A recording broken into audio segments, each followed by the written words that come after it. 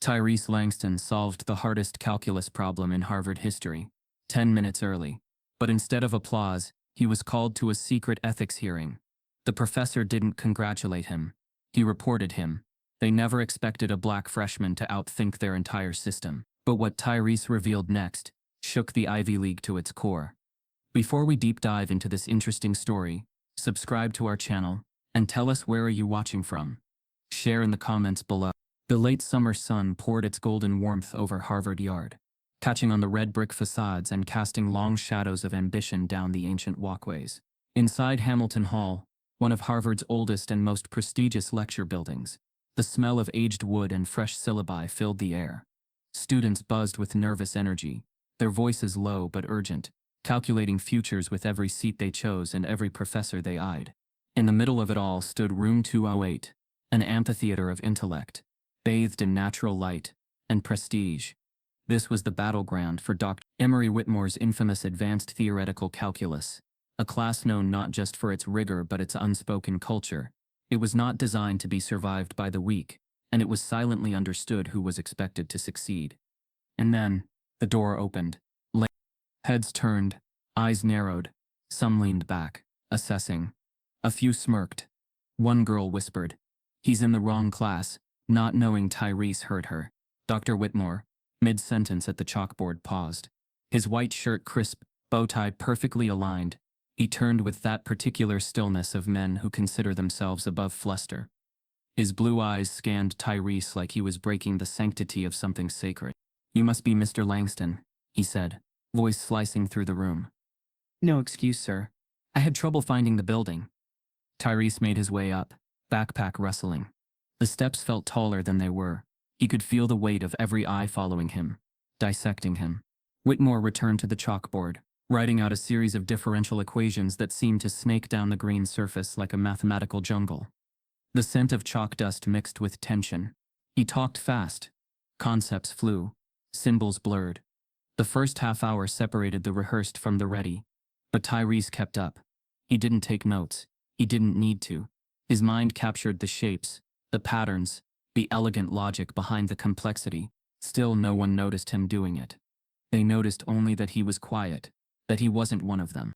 Whitmore's voice shifted. "Some of you may think you're prepared, but this course doesn't care what prep school you went to. It doesn't care what your last name is." A few laughed politely. "It only respects proof, and so let's test that now." The class quieted. Whitmore turned, lifting the chalk again. He began scrawling a massive problem on the board, a monstrous calculus equation, layered with integrals, parametric complexity, and an implied trick embedded deep within its structure. It was a problem that hadn't been solved in under 20 minutes by any student in his tenure. "This," he said, stepping back with a grin, "isn't on the syllabus. It's a question from my graduate seminar. If anyone can solve it by the end of class today, they get automatic top marks for the semester." Silence. He turned and scanned the room. "Mr. Langston," he said. Tyrese looked up, still and steady. "Would you like to give it a try?" The entire class turned toward him. Whitmore's voice was polite, but the challenge wasn't. It was coded in something older, heavier. The smugness of a man who didn't believe brilliance could come in Tyrese's skin. Tyrese stood. He said nothing. Just walked to the front, calm as rain. He picked up a piece of chalk, turned to the board, and stared. His fingers traced the air. He saw the trick immediately. It wasn't a test of knowledge. It was a test of confidence. A hidden variable lay in the third term, an unspoken assumption, the kind of problem that revealed whether you solved from memory or insight. The class watched, breath held. Tyrese didn't rush. He started writing. Each line came like poetry, balanced, clean. His chalk moved like he was drawing music. Students leaned forward. Phones silently recorded. Even Whitmore narrowed his eyes. 15 minutes passed, then 20. Tyrese stepped back, placed the chalk down, and without a word, returned to his seat. Silence. Dr. Whitmore walked to the board, arms folded. He read every line. His jaw tightened. His eyes flickered. He erased the problem without comment. "Class dismissed," he said, voice flat. Tyrese packed his notebook, heart steady, breath slow. But as he turned to leave, he heard Whitmore's voice again, quieter this time, almost rehearsed. "Mr. Langston, stay behind." Tyrese froze at the doorway. Dr. Whitmore announces an impossible calculus problem and singles Tyrese out.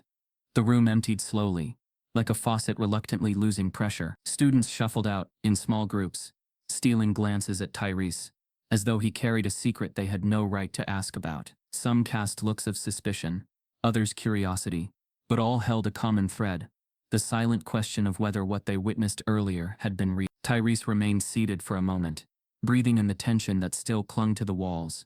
When he finally rose, the wooden steps of the amphitheater groaned under his weight, echoing in a space now too large, too hollow. Dr. Whitmore stood near the desk, arms folded behind him, posture stiff with something between irritation and intrigue. He turned to face Tyrese, expression carefully arranged, almost clinical. "You're good, Mr. Langston. Very good. Too good, perhaps." His tone was quiet, yet sharp enough to pierce. Tyrese held his gaze without flinching. There was no triumph in his eyes, no pride, only the calm of someone who had learned long ago that excellence did not guarantee acceptance.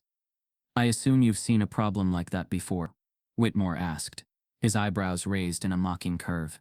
"No, sir," Tyrese replied, steady and unshaken. Whitmore studied him like a riddle that refused to solve itself. "Then how did you do it?" The pause between them felt loaded, pushing Tyrese to shrink, to justify, to bow. But he didn't. "I understood it." The words fell clean, simple, and unimpressed, the truth in its purest form. Whitmore's face flickered, not with admiration, but with quiet irritation. "You may go." It was dismissal without acknowledgement, permission without respect. Tyrese stepped out into the hallway where the muffled hum of student chatter pressed against him. He felt every whisper trailing behind him like smoke. The corridor seemed longer than before, each step drawing him deeper into a reality he knew too well. Brilliance was only allowed to shine if it came wrapped in the right skin. The next morning came with a crisp chill, sharper than the day before. Tyrese could feel it before he even reached Hamilton Hall. Students clustered outside room 208 in small packs, heads bent over phones, exchanging looks as he approached. The whispers were quieter now, not because they stopped, but because they softened into something more dangerous. Assumption disguised as certainty. They didn't need proof, they had prejudice. Inside, the lecture hall carried a strange, almost metallic stillness. The air felt heavier, as if waiting for another performance, another spectacle. Tyrese took his seat, unbothered by the gazes that trailed him. His notebook lay open, blank, waiting. Dr. Whitmore entered moments later, moving with a slow, deliberate confidence. He placed a single stick of chalk on the desk, picked it up and turned to the board without addressing the class. What followed was a storm of symbols, variables, curves and expressions sprawling across the green surface like a mathematical labyrinth. This problem was not merely challenging. It was uncommon. A creation built to humiliate, structured to expose weakness, designed to crush confidence before it could breathe. When he finished writing, Whitmore stepped back and addressed the room. "Same rules apply. If anyone completes it by the end of class, you will receive top marks for the semester." His tone maintained its scholarly neutrality, but his eyes betrayed the truth as they swept across the room and landed on Tyrese. This wasn't an offer, it was a weapon. A second dare, sharper than the first. Every student could see who it was for. A challenge no one else was expected to attempt, but one Tyrese was expected to fail. The room stiffened with awareness. No one spoke. No one needed to. The unspoken message filled the space. Prove yourself again, or be reduced to what they already think you are. Tyrese stared at the board, not with fear, but with an ache that ran deeper than the problem itself. This wasn't about calculus or competition. It was about being judged by a standard that shifted only for him. About having to excel, not for achievement but survival. Every memory of being underestimated flickered through him. Teachers surprised at his reading level, counselors suggesting more realistic goals, classmates treating him like an anomaly, rather than a peer. It all resurfaced now, tangled with the sharp edges of Whitmore's dare. Yet beneath all that pain lived something stronger: discipline. His grandfather's voice echoed in the back of his mind, from those late nights spent solving problem after problem in their cramped kitchen. "Don't rush the answer, Ty. Respect the problem. It'll talk to you if you let it." Those lessons weren't just about math, they were about endurance, about not folding when the world expected him to. The class began scribbling half-hearted notes, though most students had no intention of finishing the problem. Their pens tapped lazily, and their eyes wandered. Only Tyrese moved with purpose. He placed his pencil on the paper, breathing in deeply as the clock above the chalkboard ticked to life. 90 minutes. The rhythm of time faded as he wrote. His mind sharpened, cutting through distractions like a blade through fog. Each line led to another, each transformation unveiling structure. His calculations flowed with quiet intensity as he maneuvered through equations that would have strangled a less experienced mind. The twist revealed itself 40 minutes in, a disguised limit function, buried like a trapdoor under the third integral. The moment he recognized it, everything snapped into focus. What had been sprawling became manageable, elegant even. Around him, students exchanged uneasy glances. Some watched him openly now, unable to ignore the way his pages filled with swift, clean reasoning. A few whispered, but none dared interrupt him. Even Whitmore seemed subtly drawn in, turning slightly from his desk as though trying to read Tyrese's face from across the room without appearing invested. As the clock ticked down, the atmosphere thickened. 70 minutes gone, then 80. The tension swelled, pressing against every corner of the lecture hall. Tyrese absorbed none of it. He was somewhere deeper, inside the logic, inside the structure, moving through the problem with the quiet confidence of someone who wasn't proving genius, only using it. Then, exactly 10 minutes before class was set to end, Tyrese placed his pencil down. His breathing steadied. The final line of his solution glimmered at him from the page. Undeniable, complete, flawless. A hush rippled through the room as he rose from his seat. Even those pretending not to watch straightened. Whitmore's eyes lifted slowly, an instinct pulling him to attention before he even registered why.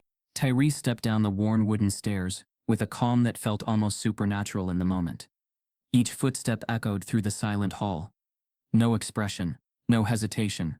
The pressure of 100 judgments rested on his shoulders, yet he moved like he carried nothing at all. He reached the aisle. He moved forward, and the entire room held its breath. 10 minutes before class ends, Tyrese stands up and walks toward the front. The paper in Tyrese's hand felt heavier than it should, not in weight but in consequence. Each equation he had written wasn't just math, it was resistance, a protest in the language of calculus, a refusal to be boxed in by assumptions older than the campus itself. As he approached the front, every step was met with a silence, so tight it felt like the entire room was bracing for a collision. Dr. Whitmore stood behind the desk, motionless. His face was calm, unreadable, but Tyrese didn't miss the twitch in his jaw, or the way his fingers gripped the desk just a bit too tightly. Tyrese laid the finished paper down, without saying a word. Their eyes met, and something passed between them, something that wasn't respect. It wasn't animosity either. It was a mutual acknowledgement of what had just happened. A silent war had been fought, and Whitmore had lost the first round. He looked down at the paper, his hand hovering over it like he wasn't sure whether to pick it up or leave it untouched. Slowly, reluctantly, he lifted the top page and began to read. The classroom didn't breathe. Each second felt elastic, stretched with invisible tension. Whitmore's eyes scanned the lines of logic, pausing at the part of the solution where the function's hidden complexity had been unraveled. Clean, elegant, impossible to dispute. Tyrese stood still, unreadable. Whitmore flipped to the next page, then the next. Every turn of the page sounded louder than it should. He reached the final line. His jaw tightened. Then he quietly erased the board with steady strokes. He didn't look up when he spoke. Class dismissed. There was no announcement, no discussion, no recognition of what had been done, no explanation of whether the answer was right or wrong. Just silence. The students looked around, some packing their things, others hesitating as if they'd missed a crucial cue. A few stole glances at Tyrese, half impressed, half uneasy. He packed his things without urgency, waiting to see if Whitmore would say more. He didn't. Tyrese walked out, head high, but his chest tight with confusion. Had he won something or declared war on something bigger than he could yet see? Behind him, Whitmore remained still. The classroom emptied around him, leaving only chalk dust in the air, and a paper in his hand that defied every narrative he'd come to trust. His fingers lingered on the margin, where Tyrese's name was printed in neat handwriting. A quiet snarl formed on his lips. Then he pulled out his phone. The call was short. "This is Dr. Emery Whitmore. I need you to pull the academic records of a student, Tyrese Langston. I'll be sending over something concerning." He hung up without saying goodbye. The way a man does when he believes power excuses politeness. He stared at the chalkboard, now blank, the silence around him as loud as a confession. Tyrese walked back across campus through the golden light of a fall afternoon, unaware that his brilliance had already been rebranded as a threat. As he passed the library steps, a girl in a Yale sweatshirt grinned at him. "Hey," she called out with a smirk. "Nice trick in class today." He stopped. "Excuse me?" "Just saying," she replied, shrugging. "Whatever method you used, it was slick. Honestly, impressive." His jaw tightened. It wasn't a trick. It was calculus. She held her smile a second longer, then turned back to her friends. "Sure," she said, almost under her breath. "If you say so." Tyrese walked away, fists clenched around the strap of his backpack. That was always the next move. If you excel too much, it must be manipulation. If you rise too quickly, it must be fraud. They didn't have to prove you cheated. They just had to believe it, and say it out loud enough times, until someone listened. That evening, in his dorm, Tyrese replayed every step of his work. He spread his notebook across the desk, checked the equations, reworked them from scratch just to be sure. His solution was flawless, elegant, indisputable, but in his gut, he knew they wouldn't be grading his math. They'd be grading his existence. At 9:34 p.m., the email came. Subject: Request for academic review meeting. Body: Dear Mr. Langston, you are hereby requested to appear before the Academic Ethics Subcommittee regarding questions of originality in your recent work submitted in Dr. Whitmore's course. The meeting is scheduled for Thursday, 10:00 a.m. at the Office of Academic Standards, Room, Office of Academic Affairs. He read it once, then again. The message was vague, deliberately so, no formal accusation, just questions. No reference to what he had done wrong. Just a meeting. The kind of quiet investigation that could stain a record forever, even if it never reached a conclusion. He sat back slowly in his chair, fingers locked together. His heart didn't race. He'd seen this kind of thing before. He knew this tactic. When an institution couldn't challenge your talent, it would try to undermine your credibility. When it couldn't dismiss your mind, it would call your methods into question. He wasn't surprised, but he was tired. His phone buzzed. A text from his mother lit up the screen. "Mom, how was your second day, baby? You doing okay?" He stared at the message for a long time. He couldn't bring himself to answer honestly. How do you explain to your mother that her child had just done the impossible, and instead of being celebrated, was now being treated like a criminal? He typed slowly. "Tyrese, long day. I'll call you tomorrow." Then he closed the laptop and leaned back, letting the silence in the room settle like dust. The kind of silence that wasn't peace but preparation. Because deep down, Tyrese knew this wasn't the end of the challenge. It was only the beginning. Dr. E. Whitmore makes a call, not to congratulate, but to investigate. Tyrese sat at his desk, the glow from his laptop casting a pale light over his face, making the rest of the room feel colder, smaller. The notification still pulsed on the screen, like an accusation that wouldn't stop blinking. Request for academic review. He stared at the email's wording. It was careful, measured, and vague in the worst kind of way. The kind that didn't accuse outright but left just enough space for others to do it for them. It was strategic, institutional, and quietly violent. Tyrese knew exactly what it meant. Not that he had done something wrong, but that his presence, his brilliance had disrupted something they didn't want to admit was fragile. Outside, the night buzzed with typical campus sounds. Distant laughter, footsteps on pavement, music leaking from windows. But none of it reached him. Inside, the silence sat heavy on his chest. He thought about calling his mom, about hearing her voice, about being reminded of warmth, grounding, safety, but what could he even say? That his math had been too good? That his mistake wasn't in solving the problem, it was in solving it too fast, too publicly, and while being black. He closed the laptop. The email was already seared into his memory. It had no details, just a formal summons, and an implication. He leaned back in the chair, stared at the ceiling, and tried to count the cracks in the plaster. A buzz on his phone broke the silence. "Yo, you really solved that thing." The number wasn't saved. He didn't answer. A few seconds later, another text popped up. "People say you cheated." No punctuation. Just a digital whisper turned rumor. He tossed the phone aside, but the message had already worked its way under his skin. He wasn't shocked.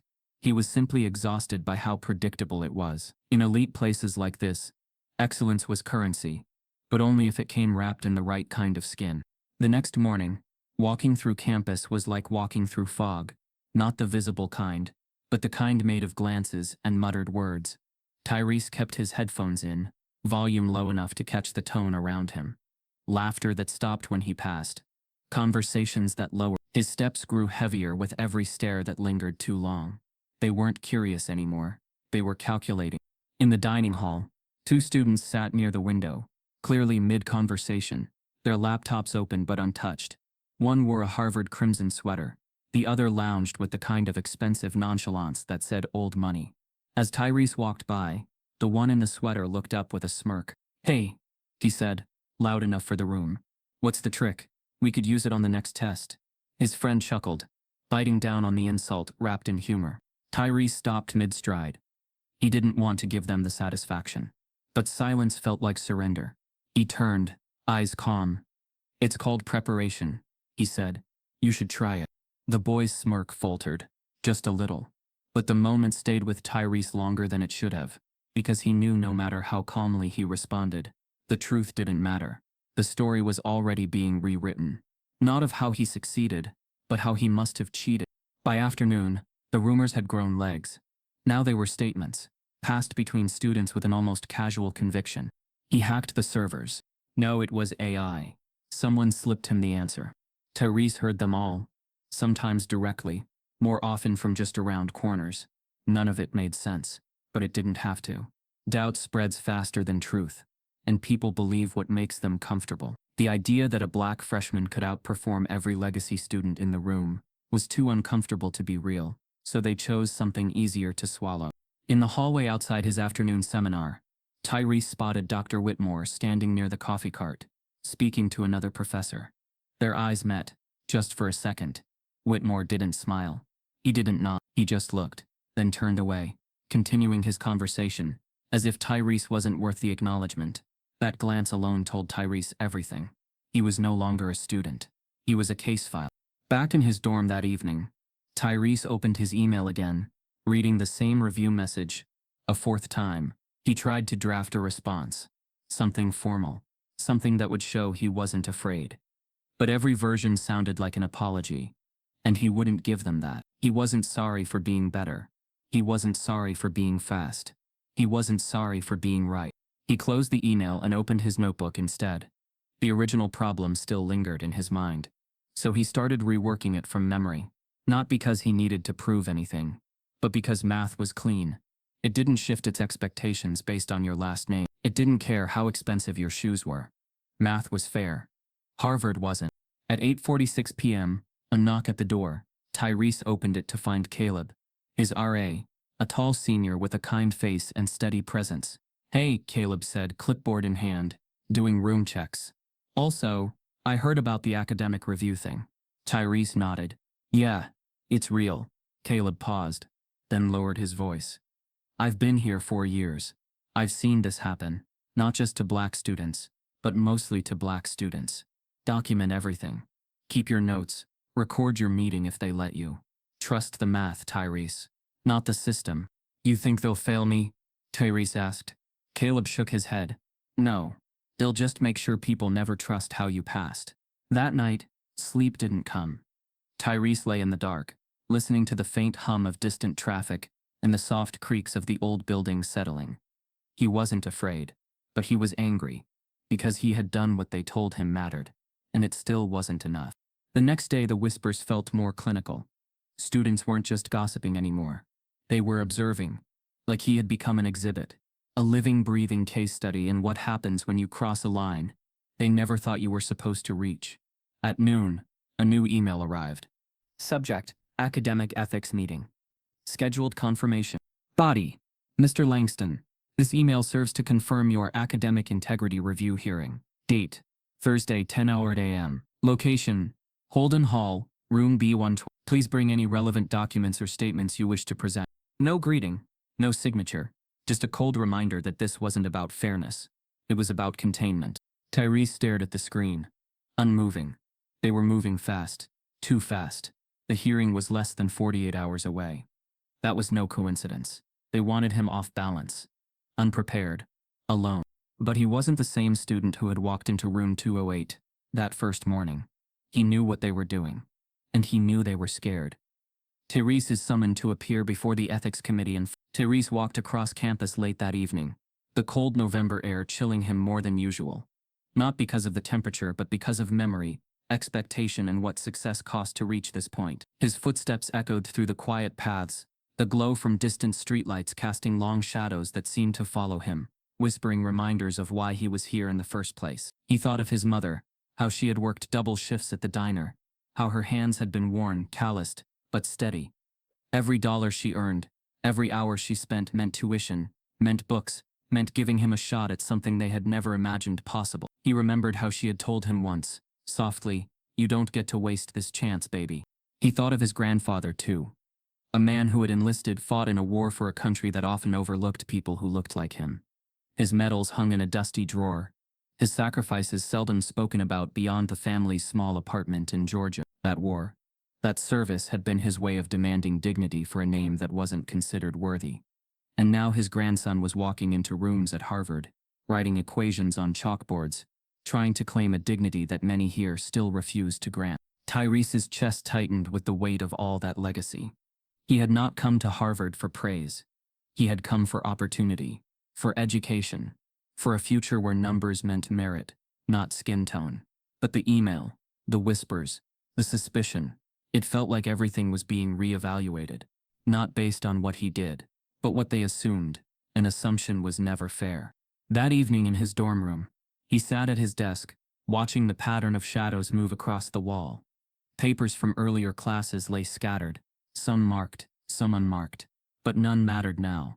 What mattered was the examination of his worth, not just as a student, but as a black student, who dared to be excellent in a place built on legacies. He thought about calling his mother again, maybe hear her voice, but the guilt closed his throat. How do you tell the person who sacrificed everything that you might be punished just for being good? He opened his laptop, started and closed multiple draft emails to the administration in his head. Words like integrity, hard work, dedication felt inadequate, hollow after the day's accusation. He realized that defending his intelligence here meant defending a history of labor, of service, of constant proving. It meant that every equation he solved was more than math. It was affirmation. At the same time, a dark thought crept in. What if this was never about fairness? What if this was about control? About letting him know that brilliance was allowed only when it fit the image? That a black man, however talented, must still remember his place. The thought made him stare at the ceiling, counting the cracks. In the silence he heard the distant voices of dorm mates, muffled laughter, footsteps in the hallway. But those sounds felt foreign to him now. He felt separated, an outlier. He rose and paced the small room, the faint hum of campus life barely reaching through the thin walls. He walked to the small window, looked out at the brick towers and lampposts, the ancient trees swaying slightly in the cold breeze. Harvard at night looked peaceful, grand, timeless, but when viewed from here, it felt colder, as if its grandeur had walls designed to keep people like him at the margin. Therese closed his eyes, took a slow breath. He remembered his grandfather's stories of war, not the glory, but the silent indignities, being told to wait, to step aside, to be grateful for scraps. He remembered his mother's exhaustion, but also her pride, her quiet faith in him, and he understood deeply that his fight wasn't just for grades or recognition. It was for respect, for dignity, for proving that talent doesn't wear a uniform. He sat back at the desk, hands folded, trying to gather calm. But the anxiety was creeping in again. What would the ethics committee say? What if they looked at his paper not for its correctness, but for its author? What if they dug into his history, his transcripts, his background, not to evaluate, but to find fault? The idea made him lean forward, fingers tapping on the wood. There was a knock at the door. He turned sharply. The dorm lights flickered in that moment, and for a second everything felt suspended. He walked to the door, feeling the weight of the unknown before the knob even turned. He opened it, and there, on the floor, lay a white envelope, unmarked. No stamp, no signature, just resting against the doorframe, like a question waiting to be answered. He knelt, picked it up, and turned it over. His fingers lingered on its smooth surface, hesitating. He couldn't tell who had placed it there. The hallway outside was empty, silent, heart pounding. He brought it inside and closed the door slowly. His hands trembled just slightly as he slit the top. Inside were photographs, dozens of them. Shots from inside the exam room. Photographs he had never authorized. Photographs, some taken from above, some capturing his shoulders hunched over the chalkboard, others showing the paper as he handed it in, the timestamp on the board still visible. His breath caught. His mind raced. These weren't just photos. They were evidence that someone had been watching. Someone who had wanted to record not to test him, but to trap him. Someone who believed that if you proved black brilliance, you must be cheating. Therese dropped the envelope on his desk. The photos fanned out on the blotter like silent accusations. He stared at them, heart tight, chest heavy. A long moment passed, silence thick enough to choke on. The room felt smaller, the air colder, the lamp above him flickered, and the photographs seemed to blur in the light. That's when he realized this wasn't just about suspicion anymore. It was about power, control, about owning the narrative, and he had just been handed a reminder that in this place they didn't want him to win. He sat back in the chair. The photos lay before him, his legacy, his sweat, his heritage, suddenly under scrutiny. A mysterious envelope is slid under his door, with photos from inside the exam room. The photographs lay scattered across Tyrese's desk like evidence from a trial that hadn't started yet. Each image was sharp, precise, and eerily well-timed. The angles varied, some high and distant, others zoomed in just enough to capture him standing at the chalkboard, focused, mid-calculation. One showed the moment he handed the paper to Dr. Whitmore, timestamp in the corner, frozen in undeniable proof that he had finished early. Tyrese stared at them, in silence, his mind racing. Who took these? Why? Was this surveillance meant to trap him, or protect him? He picked up one of the photos and studied it closely. The angle suggested someone standing just inside the room, near the door, not a student. The quality was too professional for a phone, and yet they weren't from a security camera either. Someone had taken these on purpose, with intent, but not to accuse. No, this didn't feel like a threat. It felt like a warning, or maybe a message. Someone had been watching, and someone wanted him to know he was being watched, not by the system, but by someone within it. He turned the envelope over again, and again. No note, no signature, just these images, left silently at his door like a puzzle only he could solve. He barely slept that night. When morning came, Tyrese went to the university library, specifically the archives wing, hoping to access any records of who had entered the lecture hall that day.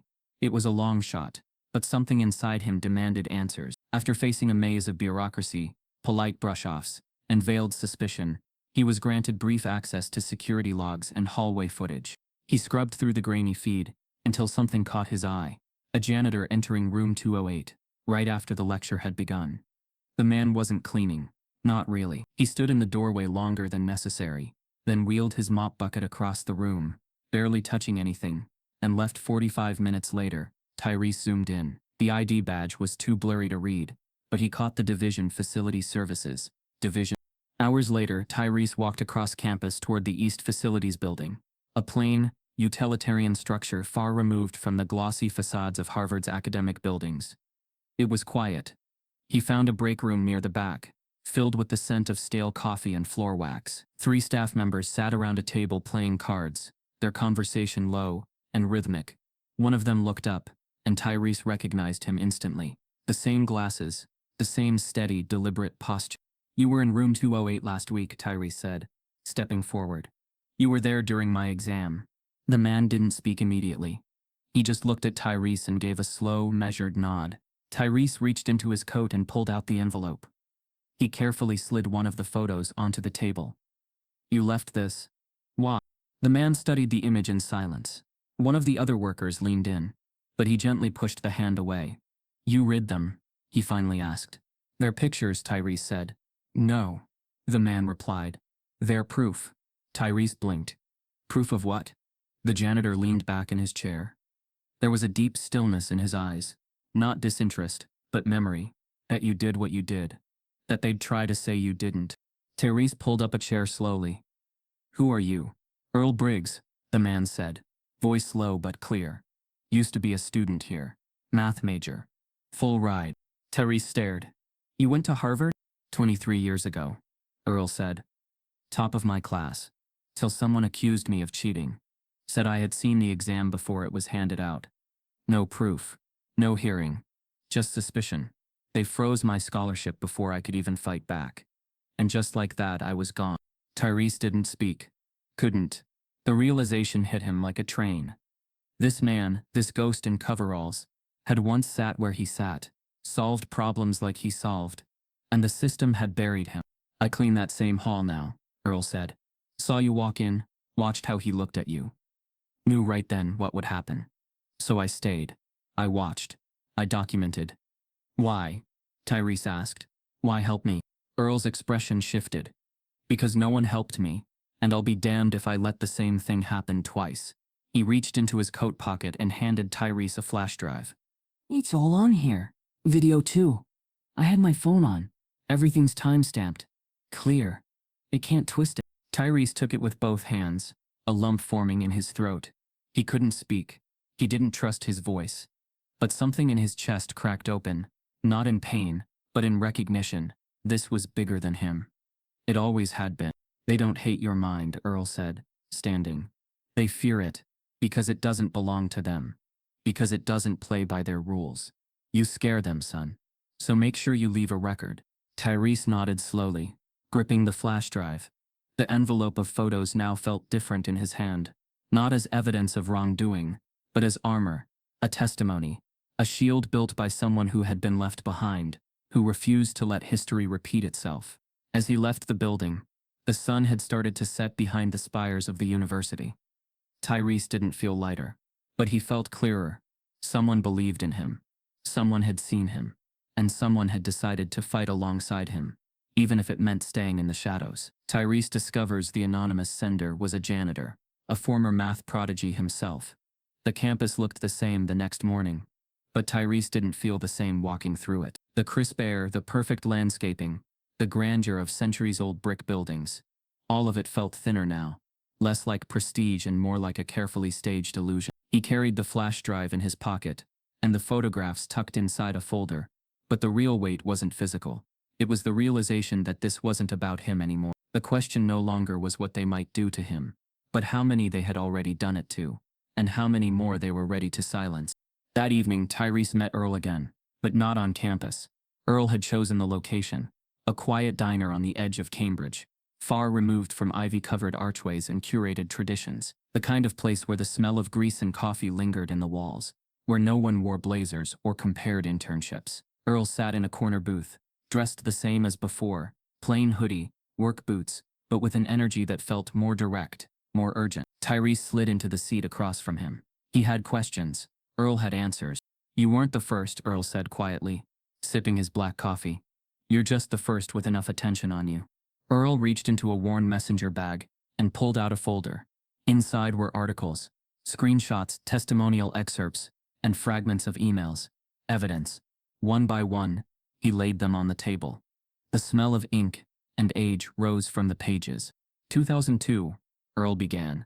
Andre Lattimore, engineering student, built an algorithm that beat anything his department had seen. 2 weeks later, accused of plagiarizing it from a doctoral thesis. But the thesis? It wasn't even published until a year after Andre's work. Tyrese blinked. What happened to him? Gone. Dropped out. Blackballed. It never went to hearing. They let rumor do the job. Earl slid another sheet forward. Mia Summers. Physics. Class of Aero 9. Scored a perfect mark in quantum mechanics. The professor claimed the work was too perfect, flagged it for suspicion. Her research funding vanished 3 months later. Tyrese looked at the faces, the names. The pattern was chilling. This can't be coincidence, he muttered. It never was, Earl said. But when it's just one student at a time, it doesn't look like a system. It looks like bad luck. Or maybe a misunderstanding. Tyrese stared at the pages spread across the table. How did you find all this? Earl's expression hardened. I never stopped looking. I stayed connected to alumni forums, old classmates, and people talk eventually. You'd be amazed what institutions forget to erase. He tapped a sheet with 3 names. STEM students. All black. all accused of dishonesty with no evidence. None of them made it to graduation. You want to guess how many white students faced the same treatment? Tyrese didn't answer. He didn't need to. They don't see you as a student, Earl continued. They see you as a disruption, because your mind, your gift, didn't come through their pipeline. You didn't attend their prep academies. Your last name doesn't ring bells. You don't fit their myth of genius. So when you outperform, the only story they're comfortable telling is that you must have cheated. Tyrese swallowed hard. I thought I was alone. That's how they win, Earl said. They isolate you, make you think it's just you, just your paranoia. But it's not. It's a blueprint. Tyrese sat back in the booth, his thoughts spiraling. It all made sense now. The whispers, the quick escalation to a review hearing, the lack of transparency. It wasn't about finding the truth. It was about protecting a hierarchy. But what do I do with this? He asked. Earl didn't flinch. You fight back. Loudly. You take this folder to the press. You get alumni talking. You shine a light so bright they can't pretend not to see. They'll come after me harder. Maybe, Earl said. But you won't be alone. Not anymore. Tyrese looked at the names again. Students like him, brilliant and forgotten. Victims of a quiet machine that erased, not just transcripts, but legacies. He felt anger rise, but beneath it resolve. This is bigger than a grade, he said. It always was, Earl replied. This is about who gets to be seen as legitimate, who gets to be believed. Earl handed him another envelope. Inside were 5 names, each linked to similar accusations over the past 15 years. All black, all STEM majors, all gone from the university without headlines or closure. This is the pattern, Earl said softly. And now it's your move. Leon shows Tyrese a pattern of similar accusations against other black students. The documents Earl had given Tyrese were no longer just folders of information, they were ammunition. That night, under the blue haze of his desk lamp, Tyrese pored over every detail, the names, the accusations, the academic fields, the uncanny timing. It was a pattern so obvious, it made his stomach churn. One after another, brilliant black students had been pulled down, not by poor performance, but by the very excellence that should have elevated them. Harvard hadn't punished failure, it had punished audacity, the audacity of black genius, and Tyrese was now a living threat to that cycle. Determined to go beyond anecdotes, Tyrese launched his own investigation. He started with the alumni forums, digging into the digital footprints left by students long gone.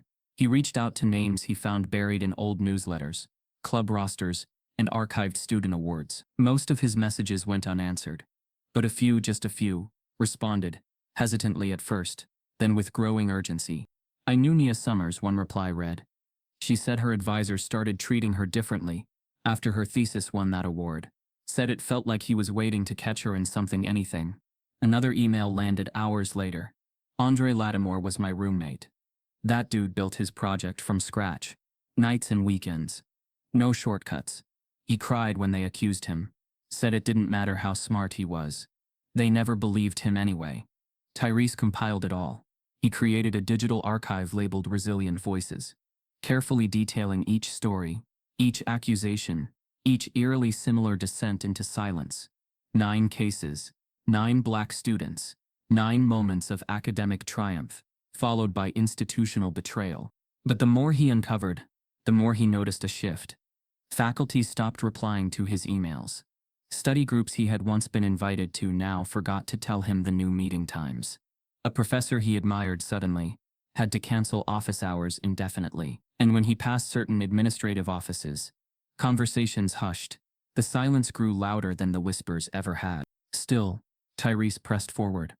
He scheduled interviews over Zoom. He reached out to former members of black student unions. He even contacted journalists who had covered racial bias in academia. One of them, a Harvard alum named Rochelle Sinclair, now an investigative reporter, agreed to meet. They sat in a small cafe just off campus. She listened carefully as Tyrese laid out the stories, the photos, the flash drive. Her eyes didn't widen in shock, just in recognition. You've got something, she said. Something real. But this is going to get ugly. These kinds of institutions, they protect their legacy, and you're threatening it. Tyrese nodded. I'm already too deep to back out. She leaned closer. Then you need a voice they can't ignore. Someone who's still in their circle, but willing to speak. There was only one name that fit that description: Dr. Alexis Monroe, a Harvard graduate. Now a tenured professor at a nearby university, one of the few black scholars to rise through the academic ranks without public scandal. Earl had mentioned her once, said she kept her distance from Harvard's spotlight. Maybe she had seen too much. Maybe she had survived by staying silent. It took Tyrese 3 days to find her contact. When he finally emailed her, the response was short and sharp. "I know what you're doing. Meet me in person." They met in a quiet reading room, inside a public library in Cambridge, far from the prying eyes of campus. Dr. Monroe was elegant, poised, her voice soft but precise. Tyrese laid everything out for her: the pattern, the accusations, the evidence. He waited for doubt. He found none. "I was lucky," she said after a long pause. "They didn't come after me, but I saw them come after others. I stayed quiet, thinking silence was safety. Maybe it was just self-preservation." She looked down at the folder in front of her, the same manila folder that Earl had passed on. "I'll testify," she said, publicly, on record. Tyrese felt a pressure release from his chest. With Dr. Monroe's voice, the case had legitimacy. Her status, her tenure, her history, all of it made her the perfect witness. She wasn't a victim, she was a survivor. And survivors had credibility. Plans moved quickly. Tyrese and Rochelle arranged an interview. Monroe would go on record in a written piece and provide a statement for the committee. For the first time, it felt like the tide might turn. But then, 2 days later, everything collapsed. Dr. Monroe's university webpage disappeared. Her school email bounced back with an error. "Recipient not found." The meeting with the journalist was abruptly cancelled. Rochelle sent a single chilling message: "She's gone." No one saying anything. Tyrese stared at the screen, in disbelief. The woman who had agreed to be the voice, the one who could have shifted the narrative, had vanished. Not physically, but professionally, silent. He opened a folder again and looked at her name. Now another line in a growing list of voices. Too dangerous to protect. A former student, now a professor, agrees to testify, but disappears days later. The wood-paneled walls of Holden Hall whispered with history. The air inside the ethics committee hearing room was heavy, not from temperature, but tension. Tyrese stepped into room B112, with a slim folder in his hand, but the weight he carried was immeasurable. It wasn't just the flash drive or printed statement. It was the burden of expectation, suspicion, and survival. He had come armed with truth. The question was, would they listen? 5 professors sat at a polished mahogany table. All white, all older. Their expressions bore the kind of academic neutrality perfected over years of quiet judgment. The 6th chair, reserved for Dr. Alexis Monroe, remained empty. Her absence didn't need explanation. It was loud on its own. Tyrese's seat was deliberately positioned several feet from the panel, isolated, as if his presence might contaminate the room. A man in a navy blazer cleared his throat. "Mr. Langston, this committee has convened to investigate concerns regarding the originality of your submission to Dr. Whitmore's calculus challenge." Tyrese said nothing yet. He waited. "Before we begin, do you have anything you'd like to state for the record?" another professor asked. Her voice dipped in performative concern. Tyrese calmly opened his folder and pulled out a photo. A shot of him solving the equation on the chalkboard. Time-stamped. He placed it on the desk in front of him. "I solved that question in front of 30 witnesses. No calculators. No notes. Just chalk. Just logic. That's my defense." There was a pause. Then one of the professors leaned forward. "We're not disputing you wrote something. We're questioning whether the solution was entirely your own." Tyrese raised an eyebrow. "Are you suggesting I memorized an unpublished graduate-level equation and recreated it in 20 minutes from memory?" The woman cut in, smiling thinly. "No need for a defensive tone. We're simply clarifying your methods." "My method," Tyrese replied flatly, "is math." Another professor peered over his glasses. "Your academic record is quite advanced, especially for your background. Could you explain how you've achieved this level of proficiency?" There it was. Not your classes, not your approach, but your background. Tyrese didn't blink. "My mother worked double shifts. My grandfather taught me calculus before I was 13. I didn't grow up with tutors. I grew up with purpose. I studied harder than anyone I knew." No response. Then came the shift. Dr. Whitmore, seated off to the side, interjected. "Might I ask, Mr. Langston, Did anyone review your work prior to submission? Perhaps a classmate or a member of the custodial staff? Tyrese turned toward him, calm and direct. No, but someone in the custodial staff did witness the entire lecture. They recorded what happened. Because they've seen it happen before. The room stilled. From his folder, Tyrese pulled out a flash drive and placed it gently on the table. This contains video evidence, time-stamped of my full performance, from a witness with no motive but justice. He was a student once. Here, until your system erased him. He reached into his folder again and produced a thick packet. This, he said, is a compilation of 9 similar cases.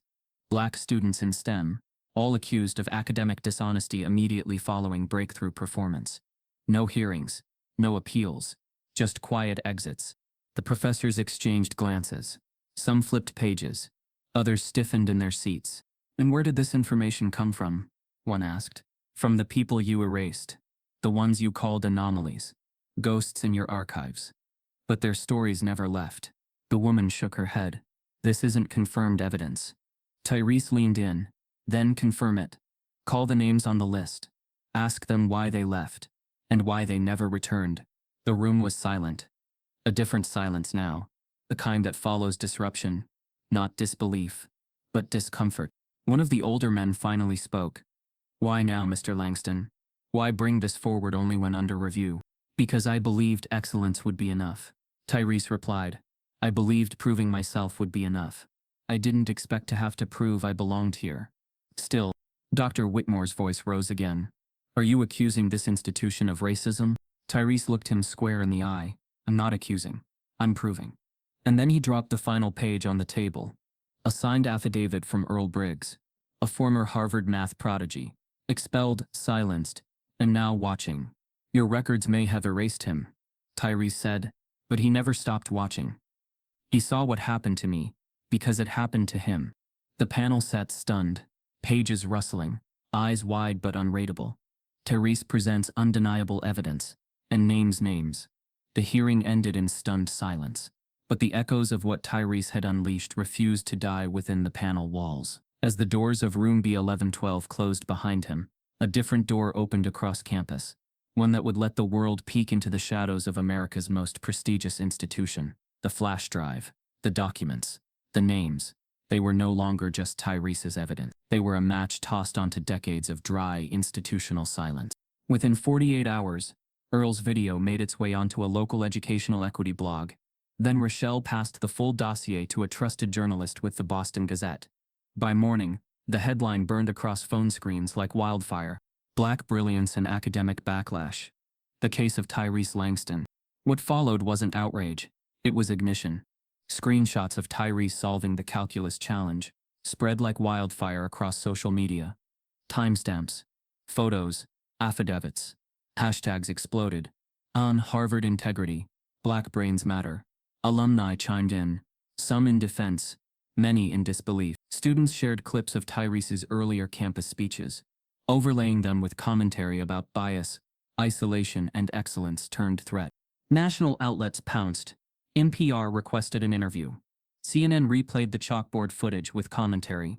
The New York Times published a Sunday front-page feature, When Genius is Met with Suspicion, Harvard's Reckoning with Race. What had started as a review hearing became a mirror held up to the Ivy League and America itself. Tyrese could barely keep up with the attention. Some of it felt surreal. Journalists reached out daily. Former classmates apologized. Faculty walked by with downcast eyes. But Tyrese stayed grounded, focused on the stories that were finally surfacing. Former students, mostly black, mostly quiet until now, began stepping forward. A woman who transferred in 2010 posted an anonymous Medium article about being accused of cheating the week she topped her class. A man from the class of 2004 responded to a tweet with his own story. My academic integrity case ended my dream of becoming a physicist. No proof, no appeal, just silence. The institutional response was swift and hollow. Harvard's official press release read like it had been copied from a template. We take all allegations seriously. Harvard is committed to inclusion and academic excellence. But the internet wasn't interested in templates. They wanted answers. Student groups mobilized. Town halls were called. Petitions flooded administrative inboxes. Posters appeared overnight on department doors. Your silence is complicity. Someone even hacked a campus monitor system to display, "Black genius deserves better." And then came the data. An investigative reporter uncovered decades-old disciplinary statistics buried deep within internal archives. The numbers were impossible to ignore.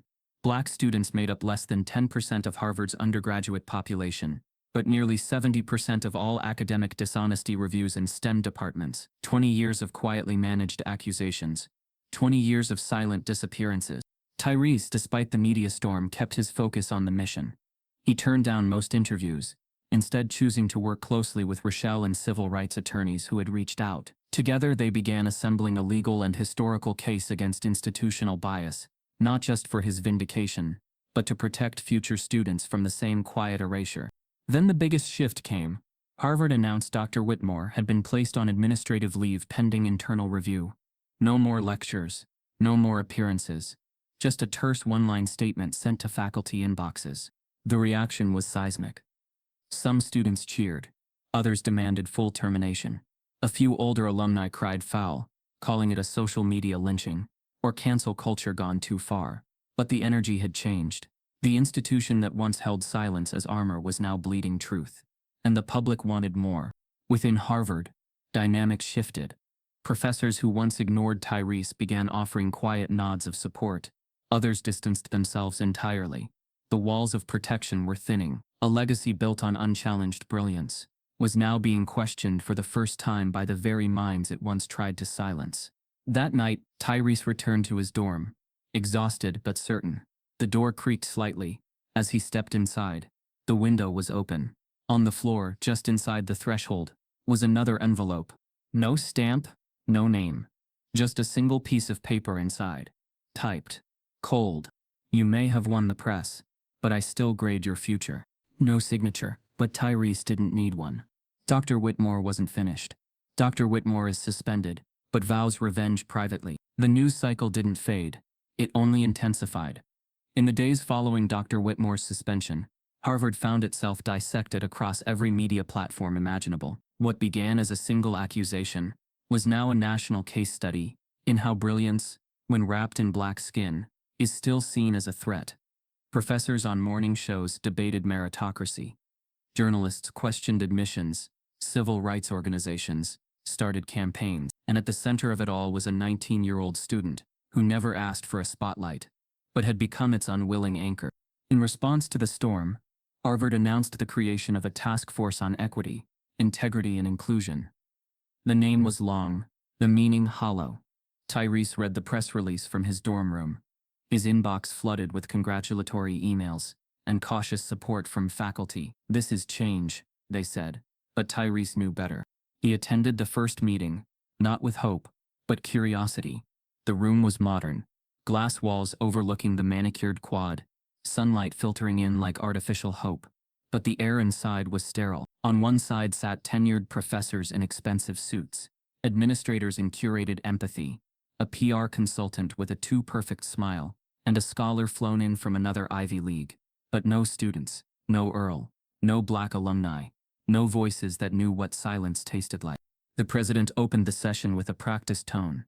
"We are committed," she began, "to ensuring every student, regardless of background, feels empowered to succeed at Harvard." Tyrese didn't clap. He didn't speak. He simply walked out during the first break, his hands still cold from the air conditioning, his gut burning with quiet rage. Outside, Rochelle was waiting near the bike racks. "It's a show," Tyrese muttered. She nodded. "Always is." He had a choice now. Accept the seat at their table, and become the reason they never set a second one. Or flip the table entirely. The next morning, Tyrese wrote an op-ed. The headline was direct. "Don't fix the optics. Fix the rot." In just 1,200 words, Tyrese did what the task force wouldn't. He named the problems: the absence of student voices, the PR-led reforms, the systemic nature of bias. He named the name, and most importantly, he asked the question that hung over Harvard like a ghost no one wanted to acknowledge. What is this institution so afraid of, if not the truth? The piece was picked up by the New York Times. By noon, it was trending. By evening, it was debated on live television. Some hailed him as brave. Others called him a troublemaker. Conservative alumni labeled him a threat to legacy. But Tyrese didn't care. He wasn't interested in legacy. He was interested in truth. That week, Rochelle arranged for Tyrese to appear on a national town hall about racism in elite education. He hesitated. "I'm not a spokesperson," he told her. "You don't have to be," she replied. "Just be honest. Let them hear what it sounds like when a black mind refuses to be doubted." He agreed. The night of the broadcast, under sterile studio lights and facing a live audience, Tyrese spoke with a calm edge. No theatrics, no raised voice, just precision. He told his story, not just of being doubted, but of being watched, managed, corrected, of being brilliant, and still expected to explain how. He ended with a sentence that sliced through the applause like a blade. "Brilliance in black skin is not a threat. Your fear of it is." The clip went viral within hours. 1 million views. Then 2. For the first time it felt like something was shifting. Then Earl called. His voice was tight. "Check your email. Someone left this in my locker at work. No note. Just listen." Tyrese clicked on the audio file. At first static, then a voice, unmistakably Dr. Whitmore's sharp, laughing off guard. "Langston? He's not a genius. He's a well-trained monkey. They're all the same. Get one thing right, and think they deserve the crown." Laughter followed. Male voices. Confident. Unafraid. Unaware they were being recorded. Tyrese sat frozen. The mask had dropped, and the monster underneath was far more deliberate than he had imagined. The man who once praised critical thought had privately compared his student to a circus act.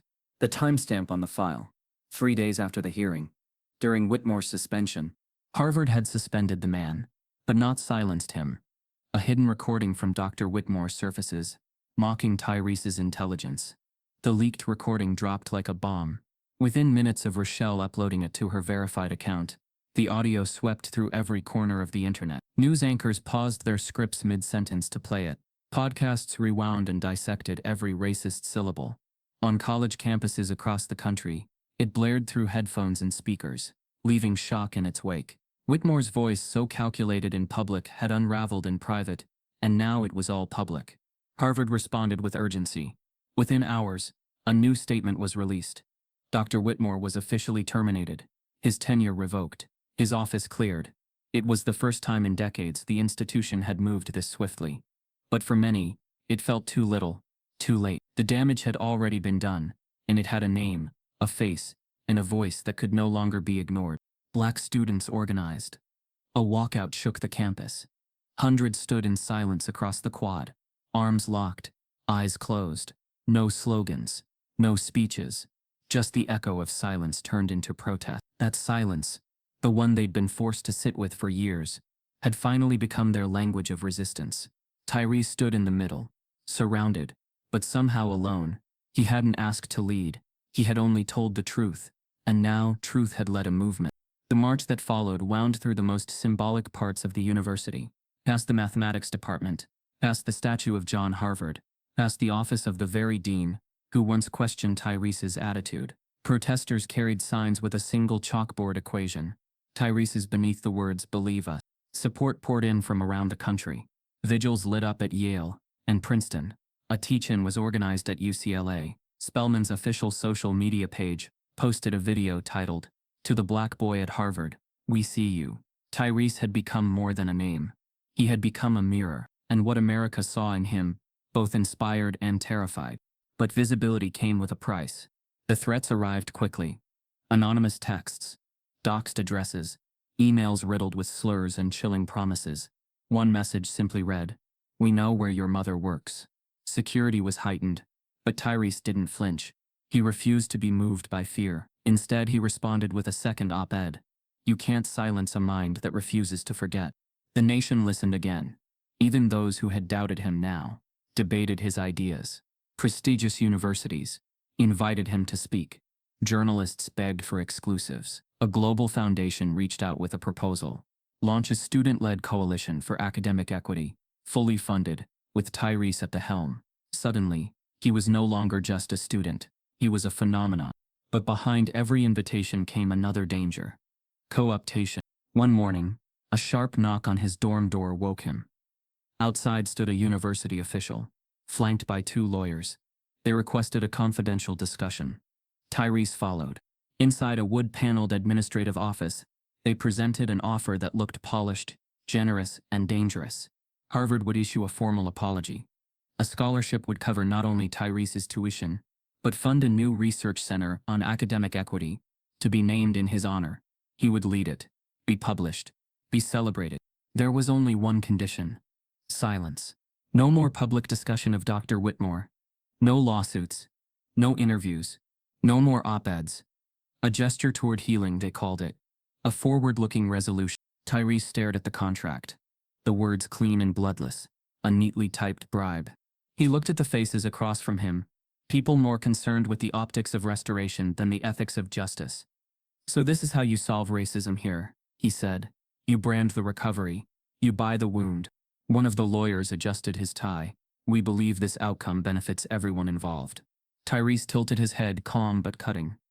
"You mean it protects your reputation?" They didn't deny it.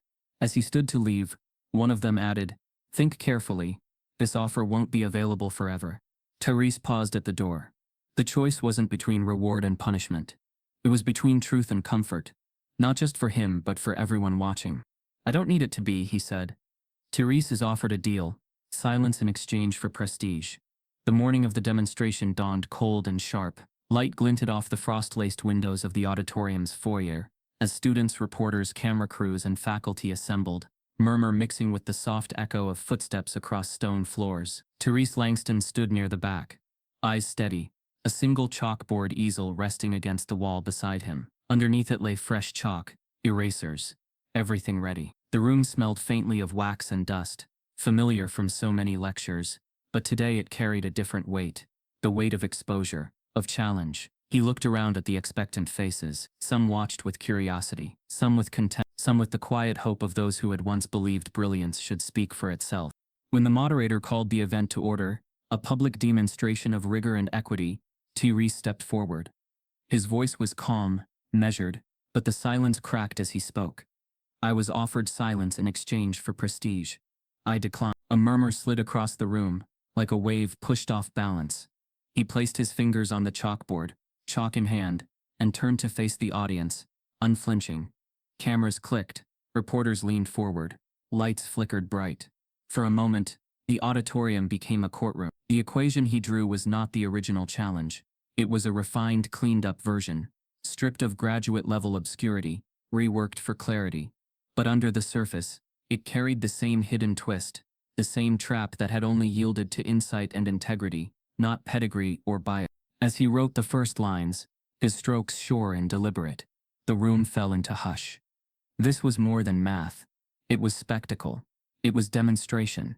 Each integral, each variable, each transform unfolded like chapters of testimony. Tyrese didn't rush. He moved slowly, letting the chalk scrape the board with authority. In the front row, a reporter flipped open a notebook. Behind her, several students recorded on their phones. On stage, no professor dared interrupt. No dean moved. The only voice was his, calm and unyielding. Halfway through the problem, the twist point, Tyrese paused. He looked up, locking eyes with those who doubted him. "This step," he said quietly, "is where assumptions break, where privilege fails when color is the same, but origin is different." He drew the final line, erased the placeholder assumptions, and the solution drew itself into existence, clean, irrefutable, elegant. The hush lingered. Then from various corners, low gasps, silent nods, phones raised, reporters whispered to each other. The brilliance was undeniable. He stepped back. Chalk dust drifted in the air like motes of truth, illuminated by camera lights. No applause. Not yet. Instead, wait. Weight of what had been silenced, what had been erased. He turned, met the gaze of each face in the audience. "This is not just a demonstration of math," he said. "This is a challenge to every system that pretends merit is colorblind. This is to prove that when the question is fair, the answer does not belong to background." At that moment, the door at the back burst open. A man walked in briskly. At first, no one recognized him. Then cameras swiveled. Reporters murmured. It was Dr. Emery Whitmore. His white hair slightly disheveled, his bow tie undone, his eyes fixed on Tyrese. Shock spread through the room. Some students gasped. Others murmured. Flashbulbs popped. The man who had publicly condemned Tyrese, questioned his integrity, accused him of cheating, now stood framed in the doorway. Whitmore raised a hand, as though asking for silence. The room froze again. Tyrese's heart pounded, not with fear, but with a fierce calm. He waited. The silence thickened, stretched, and broke with Whitmore's voice. Low, graveled, real, enough. Then the confession came. I lied, Whitmore said. The shock in his words rippled louder than any accusation. I believed it myself. I believed someone like you couldn't do what you did. Because I was taught to believe there was only one face of genius. And I was wrong. Heads whipped around. Reporters leaned in. Cameras zoomed. The man who tried to silence Tyrese admitted he was wrong. Not out of pity. Out of fear. Out of truth bending under pressure. Tyrese stood still, chalk in hand, the equation behind him. He didn't respond. He didn't need to. The confession hung in the air. Heavy, real, the weight of every erased black name. Every scared student. Every silent withdrawal. It all landed now. Public. Undeniable. Visible. For a moment, nothing moved. Then the air shifted. Fast. Some students rose, cheering. Others wept. Reporters swarmed, shouting questions. Some faculty backed away. Administrators exchanged glances. It was chaos wrapped in clarity. The power structure had broken, if only for a moment. But before the applause grew, before the cameras could replay it, Whitmore stepped forward again. He looked directly at Tyrese. You have cracked more than one equation today, he said. You've cracked a mirror. You've forced a system to see what it always tried to hide. He paused. This is bigger than you. Bigger than me. Bigger than Harvard. Then he turned and walked out. No robe flapping. No speech. Just footsteps echoing down the hall. Silence followed him. And when the door closed, the only sound left was the chalk dust settling, and the question echoing louder than any lecture. If brilliance doesn't need permission, why does the world keep trying to make us beg for it? Dr. Whitmore crashes the event, with a shocking confession. The auditorium still buzzed with the aftermath of Whitmore's confession. For the crowd, it was chaos. Media scrambling for quotes, students recording reactions, and professors whispering behind their hands. But for Tyrese, it was stillness. He didn't feel victorious. He didn't feel defeated. What he felt was truth, sharp, cold, and finally undeniable. Not because someone confessed, but because he never needed permission to be brilliant in the first place. The reporters pushed forward, cameras flashing, microphones thrust toward him. But Tyrese said nothing. He stepped down from the stage slowly, letting the chalkboard behind him speak. The clean white equation, glowing in harsh light, was more than a solution. It was a rebuttal, to doubt, to stereotypes, to everything they'd tried to erase. That board held no apology, no performance, just proof. Backstage, Rochelle's phone buzzed endlessly. It's everywhere, she murmured. CNN, MSNBC, The Times. They're calling it the equation that shook the Ivy League. Tyrese nodded slowly. It's not the equation, he said. It's who they didn't expect to solve it. By morning, Whitmore's admission was trending worldwide. Video clips circulated with subtitles. Editorials flooded the internet, dissecting the power dynamics of genius, race, and respect. But amidst the headlines came a familiar wave. Institutional invitation. Harvard issued a statement calling for dialogue and reconciliation. Universities offered keynote spots. Private foundations dangled fellowships and honorary awards. But the strings were clear. Speak, but softly. Smile, but strategically. Inspire, but don't indict. Tyrese declined every single offer. He wouldn't be tokenized into a curated redemption story. He wouldn't be the image they used to pretend the system was healing. So he recorded his own message. A direct-to-camera video shot in his dorm room, raw and unpolished. I'm not your redemption arc, he said. I'm not here to fix Harvard or pacify America.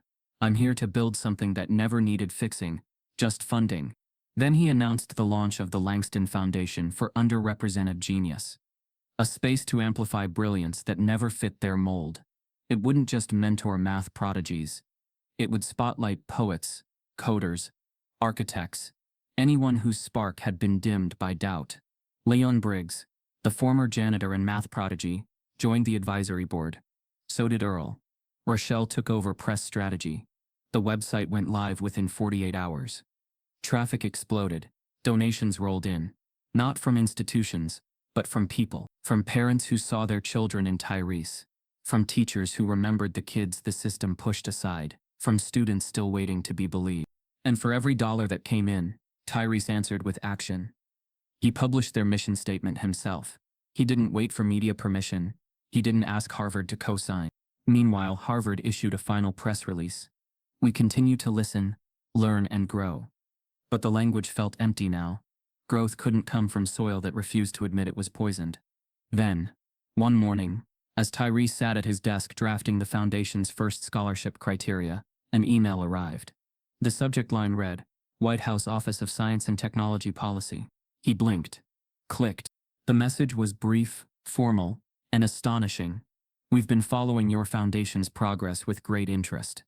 A new federal grant program is being developed to support initiatives aimed at equity and academic innovation. We believe the Langston Foundation could be a cornerstone partner. Attached to the email was a PDF of the grant application, but at the bottom of the form, handwritten in blue ink, scanned into the digital file, was a single sentence. Young man, you are changing more than equations. JB. Tyrese stared at the initials. JB, the president. He leaned back slowly, heart pounding, not from pride but from the magnitude of what it meant. Not validation, not approval, but acknowledgement. He hadn't just changed a classroom. He'd shifted the conversation across a nation. A government grant application appears in Tyrese's inbox, with a personal note from the president. The morning sun cut through the ivy-clad walls of Harvard Yard, with a golden intensity that seemed to sharpen every edge. The sharp stone paths, the polished brass plaques, the proud masonry of an institution that had stood for centuries. But for Tyrese Langston, the bricks felt different now, less like walls raising barriers, and more like milestones marking how far he had come. He walked across that yard, cap in hand, gown flowing behind him, not just as a student finishing his journey, but as someone who had changed what it meant to walk through those gates in his skin. Graduation day was quiet, almost surreal. Inside the Great Hall, as the chancellor called his name, there was a moment of hush, a moment where the room held its breath. When Tyrese stepped forward to receive his diploma, the applause didn't feel like validation. It felt like something overdue. The clang of the metal frame, the handshake, the flash of cameras, all of it registered. But inside, Tyrese felt only stillness, not relief, not triumph, but clarity. He was no longer a question in someone's calculus problem. He was the answer. Outside, after the ceremony, a small group gathered on the steps near Widener Library. Students of color, former classmates, new faces, many with eyes that glowed with unshed awe. Among them was Earl Briggs, his shoulders stiff with pride, glasses catching the light. Beside him stood Leon Briggs, the former janitor turned academic ally, sleeves rolled up, holding a framed copy of the chalkboard equation from that day in the auditorium. The chalkboard and its equation had become a symbol, a testament, not just to brilliance under scrutiny, but to survival, to resistance, to proof that the mind doesn't bow to perception. Tyrese didn't make a speech. He only stood there, letting the silent cheers carry what words never could. And after a while, students began passing around pieces of chalk, simple sticks of white chalk, the kind used to mark integrals and variables, but also used to draw messages. On the stone ledge of the steps, someone wrote, "Black brilliance isn't up for debate." Another wrote, "Merit needs no apology." And in that circle, under the warming light, the message spread, not by promise, but by chalk dust and certainty. In the days that followed, Harvard released a new curriculum policy, not forced by PR or fear, but by public demand. A required reading list on academic equity and institutional bias now accompanied every freshman syllabus. Articles analyzing Tyrese's case, interviews with stalwart alumni who had walked away, and essays from students who had seen brilliance dismissed. They all became part of the official orientation packet. His story, once whispered in dorm room corners, became mandatory reading for those entering those walls. Meanwhile, Leon Briggs received reinstatement. The university quietly reviewed archival records, unearthed long-forgotten grades, and re-offered him the position he had once lost. It wasn't loud, but in the dim offices of admissions and academic affairs, there were whispers. Regret. Perhaps. Accountability. Finally. And when Leon stood once more behind a lectern, chalk in hand, ready to teach, it didn't feel like restoration. It felt like justice. Across the country, faculty at other Ivy League and elite institutions began altering their own course lists. Departments once silent now offered seminars on race, bias, and academic equity. Students held forums. Alumni wrote op-eds. Presidential speeches referenced Tyrese's movement. The landscape of academia shifted, not with grand ceremonies, but with quiet necessary change. Because when someone finally proved brilliance wasn't bound by legacy but by discipline, intellect, and unshakable resolve, the foundations under centuries of tradition began to tremble. Tyrese, however, refused to be co-opted into any narrative. Invitations from prominent universities, foundations, and private donors tried to repackage him as a success story, but he answered each politely, with the same simple statement, "I'm not your redemption arc." He declined honorary speaking roles that required a smiling face and a softened message. He turned down branded fellowship offers that promised luxury in place of truth. He would not be the polished example that erased the scars or the struggle. Instead, he wanted a base, a platform rooted in honesty, accountability, and opportunity. That platform became his next step. In the basement of a small community center, far from Harvard's grandeur, far from cameras and lectures, Tyrese, Leon, and Earl laid the first foundations of what they called the Langston Program for Underrepresented Genius.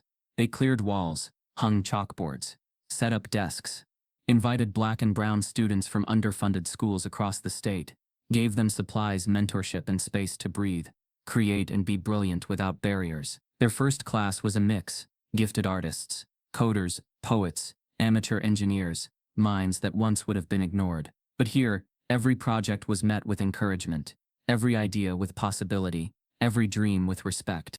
In the weeks that followed, their enrollment numbers rose quicker than they imagined. Word spread. The program became a haven, a hub, a movement.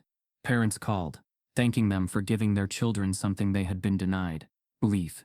Teachers volunteered. Alumni donated. Students stayed late, scribbling on chalkboards, building models, writing equations, coding programs. And every now and then, late at night, the hallways ringing with laughter and pencils against paper, Tyrese would pause and remember the silent chalk that had once sealed doubts around his name. Now that chalk was drawing future. But even as the foundation grew, the shadows didn't vanish completely. Complaints arrived. Some school districts whispered their reservations. What's behind this? Is this program necessary? Some donors who had once reached out withdrew quietly when they saw the message wasn't star-studded. It wasn't polished. It was real. It was uncomfortable. It demanded more than optics. And for some, that made them step back. Yet, Tyrese never wavered. One crisp morning, about a year after graduation, Tyrese woke to a simple envelope slid under the foundation's office door. No logo, no stamp, just a seal and a name on the front. Dr. Langston. Inside was a letter, typed formal but still electric. It bore the header of the Department of Education, and at the bottom, a single line underlined in bold: federal grant approved, award amount $2.1 million, release to begin within 60 days. He exhaled slowly. The numbers didn't mean wealth. They meant possibilities, resources, a chance to expand, to build more classrooms, supply more scholarships, create outreach programs, to turn whispers into echoes that spanned the country. And for the first time since the chalkboard dust settled, Tyrese felt that what he had started might outgrow even his own vision. But what stunned him most wasn't the figure. It was the note tucked into the margins, in delicate, purposeful handwriting. Change was never optional. Never was. JB. He stared at the initials. Not just reminders, warnings, promises. And for a moment, he thought about all the halls he'd walked through. The silent classrooms, the judging eyes, the erased names. He thought of Leon, of Earl, of every student who had been told to prove their genius one more time. He closed the letter slowly, set it on the desk. The hallway outside was quiet. The early morning light filtered through the window. Dust motes danced in the air, and in the unassuming room, with its folding chairs, chalkboards, and hopeful silence, Tyrese felt more alive than ever.